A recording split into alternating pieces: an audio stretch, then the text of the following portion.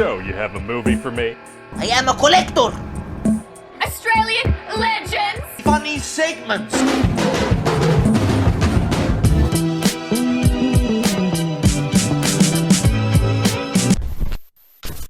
And go. What's up, everyone? It's Adam from FWCI, and no green screen today. Thought I'd mix it up a little bit, try and do some reactions where you can see the old figure shelf in the background there.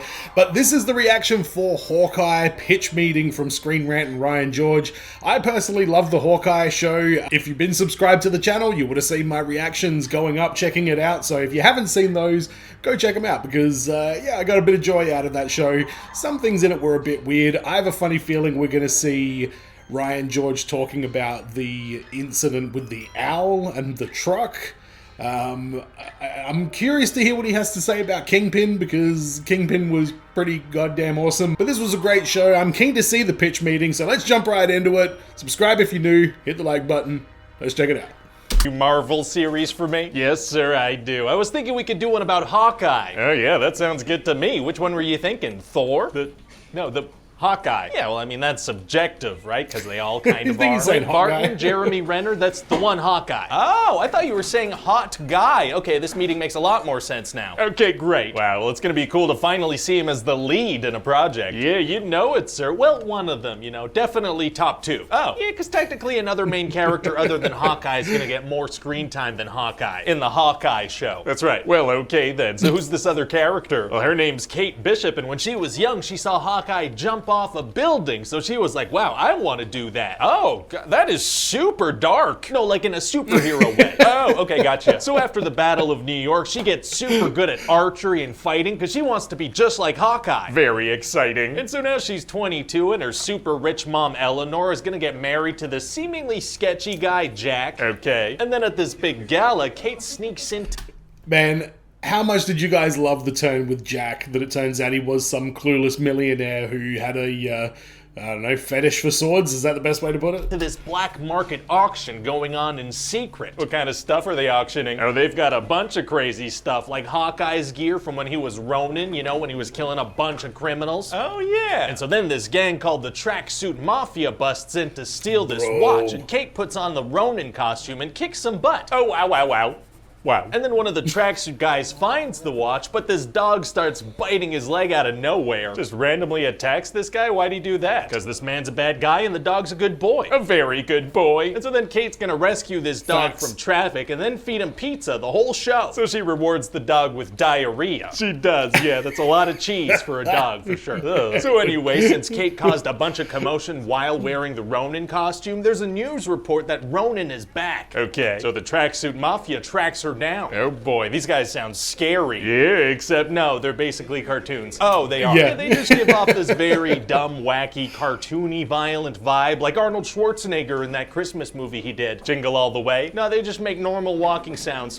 Never mind. And so Clint sees this news report too, so he tracks her down and saves her from the tracksuits, but then confronts her. How did he find her? I don't know. All right, so now Clint's got to tie up all these Ronin loose ends and make it home in time for Christmas. Oh, it's a Christmas show. Kinda. That'll be very good for marketing, for sure. So what kind of stuff are they gonna get into? Well, they're gonna get involved with this group of LARPers, kind of become friends with them, call in a couple favors. What kind of favors? Like, making some costumes, tampering with police evidence, risking their jobs and lives. Oh my God. And they're also gonna have to go up against this crime lady, Maya, who leads the Tracksuit Mafia. And what's her deal? Well, she's mad at Hawkeye because he killed her dad while he was Ronin. Oh yeah, understandable. Yeah, I loved the character Echo. She was one of my favorite parts about that show. I know she's getting a spin-off, which I'm keen to see, but the character and the actress that played her as well were both really entertaining. It got me really engaged in the show. Great character.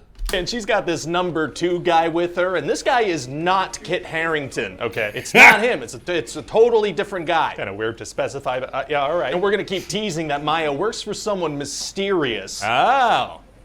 Ralph Boner? Nope. Okay. So eventually there's gonna be this big fight scene. Ralph Boner!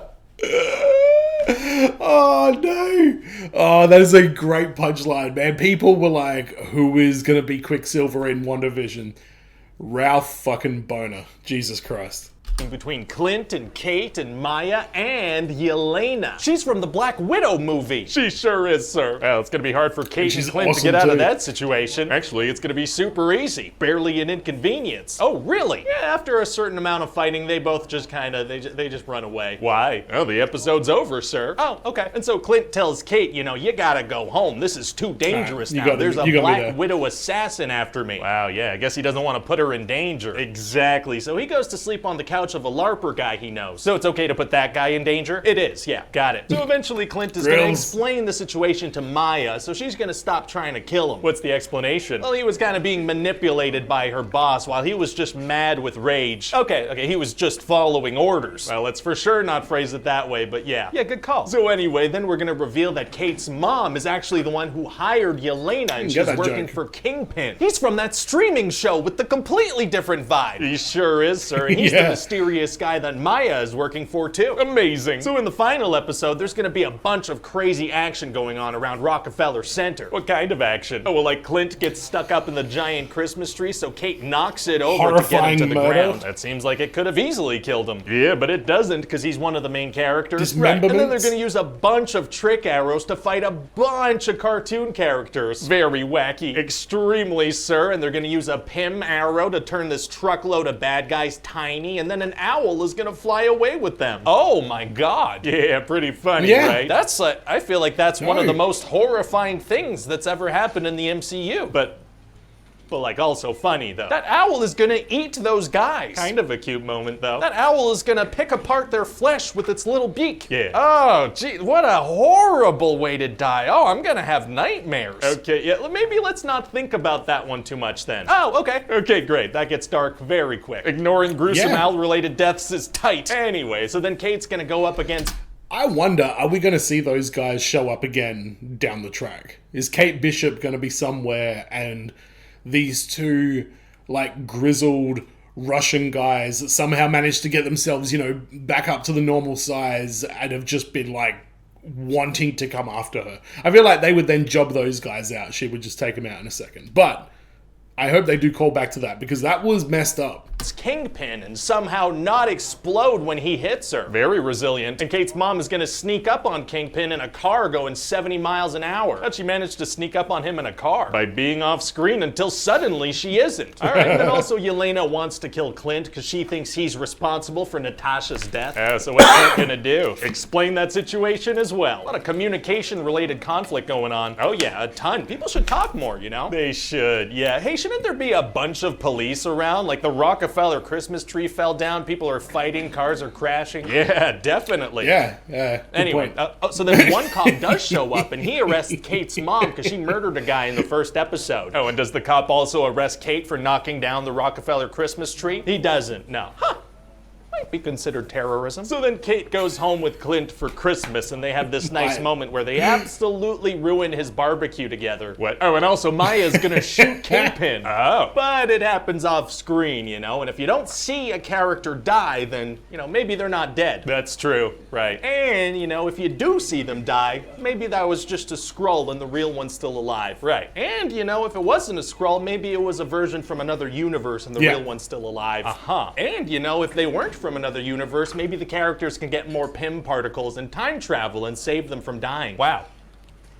Wow, we can really reverse any single thing that happens in these projects, can't we? Oh yeah, at any time, in many ways. Kinda lowers the impact of any single dramatic thing that happens in this ever-expanding universe of ours. Like, what are the stakes if everything can be so easily retconned?